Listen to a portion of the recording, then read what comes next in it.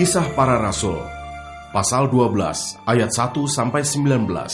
Yakobus mati, Petrus dilepaskan dari penjara. Kira-kira pada waktu itu, Raja Herodes mulai bertindak dengan keras terhadap beberapa orang dari jemaat. Ia menyuruh membunuh Yakobus, saudara Yohanes, dengan pedang. Ketika ia melihat bahwa hal itu menyenangkan hati orang Yahudi, ia melanjutkan perbuatannya itu dan menyuruh menahan Petrus. Waktu itu hari raya roti tidak beragi. Setelah Petrus ditangkap, Herodes menyuruh memenjarakannya di bawah penjagaan 4 regu, masing-masing terdiri dari 4 prajurit. Maksudnya ialah supaya sehabis Paskah ia menghadapkannya ke depan orang banyak. Demikianlah Petrus ditahan di dalam penjara, tetapi jemaat dengan tekun mendoakannya kepada Allah. Pada malam sebelum Herodes hendak menghadapkannya kepada orang banyak, Petrus tidur di antara 2 orang prajurit, terbelenggu dengan 2 rantai. Selain itu, prajurit-prajurit pengawal sedang berkawal di muka pintu. Tiba-tiba berdirilah seorang malaikat Tuhan dekat Petrus, dan cahaya bersinar dalam ruang itu. Malaikat itu menepuk Petrus untuk membangunkannya. Katanya, "Bangunlah segera." Maka gugurlah rantai itu dari tangan Petrus. Lalu kata malaikat itu kepadanya, "Ikatlah pinggangmu dan kenakanlah sepatumu." Ia pun berbuat demikian. Lalu malaikat itu berkata kepadanya, "Kenakanlah jubahmu dan ikutlah aku." Lalu ia mengikuti malaikat itu keluar, dan ia tidak tahu bahwa apa yang dilakukan malaikat itu sungguh-sungguh terjadi. Sangkanya ia melihat suatu penglihatan.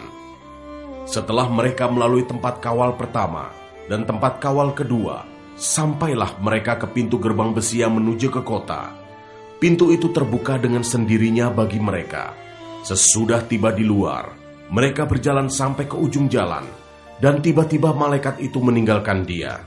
Dan setelah sadar akan dirinya, Petrus berkata, "Sekarang tahulah aku benar-benar bahwa Tuhan telah menyuruh malaikatnya dan menyelamatkan aku dari tangan Herodes dan dari segala sesuatu yang diharapkan orang Yahudi." Dan setelah berpikir sebentar, pergilah ia ke rumah Maria, ibu Yohanes yang disebut juga Markus.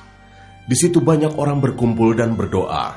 Dan ketika ia mengetuk pintu gerbang, datanglah seorang hamba perempuan bernama Rode untuk mengetahui siapa yang mengetuk itu.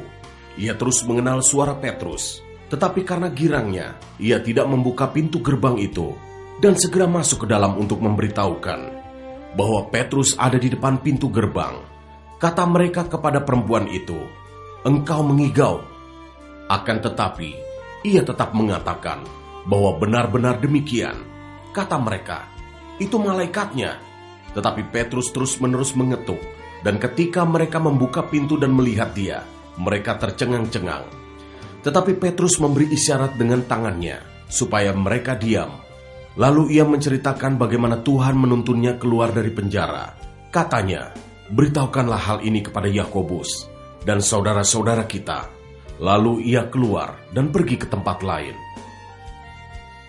Pada keesokan harinya, gemparlah prajurit-prajurit itu. Mereka bertanya-tanya, apakah yang telah terjadi dengan Petrus. Herodes menyuruh mencari Petrus, tetapi ia tidak ditemukan. Lalu Herodes menyuruh memeriksa pengawal-pengawal itu dan membunuh mereka. Kemudian ia berangkat dari Yudea ke Kaisarea dan tinggal di situ.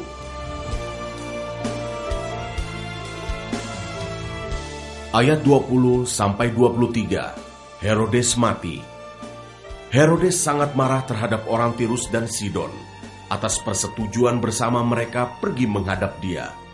Mereka berhasil membujuk Blastus, pegawai istana raja, ke pihak mereka. Lalu mereka memohonkan perdamaian, karena negeri mereka beroleh bahan makanan dari wilayah raja.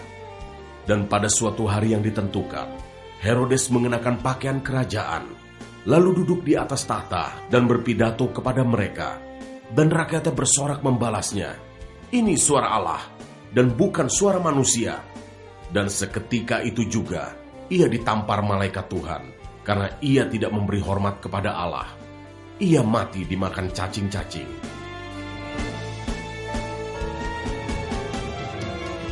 Ayat 24-25.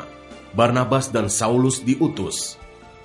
Maka firman Tuhan makin tersebar dan makin banyak didengar orang. Barnabas dan Saulus kembali dari Yerusalem. Setelah mereka menyelesaikan tugas pelayanan mereka, mereka membawa Yohanes yang disebut juga Markus.